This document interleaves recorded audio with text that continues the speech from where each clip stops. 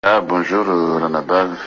Imo vice-président fanresaka maro ny zavatra nifampiresahanay izy ny aiky fa ny ankamaroan'olona rehetra proposé anahy ho saige fa agnisan'ny teniny de hoe misy olona goavana anankoroa izy ny somary mbola misakana hoe zay les serge plus haut gradé amy gendarme sarotra nalana azy, zay les serge tsy mbola nisy défaut sarotra nalana azy. De naveriko nandefasana message vocal izy omaly. Zao nataoko tamin'ny président. Monsieur le président, lazain'olona ny conseiller anao fa serge plus haut gradé fa kanefa ny ministre de défense ny plus haut gradé amy tafo koa nefa azony esorigny ihany. Dikan'izany azo esorigny saigy. Faharoa saigy tsy mbola nisy défaut. Leçon ngamba ho an'ny tsy mbola nisy défaut taminao indrindra monsieur le président.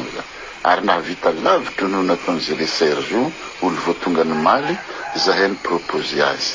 Mba tonga fotoagna andraisanay anjara satria mba nandray firenena iaraha-manana ty tolona iarahana namonoana tegna misy olo sasany vetivety kely na olona tsy nanintsy na ino lasa ministre lasa ino fa antena namono tegna ho zaho sarotra ny azahoagna place fa mazana tsy zany moa ankasitrahagny zay fanendregna ataonao fa hoenjagny izy ty zay nataoko azy.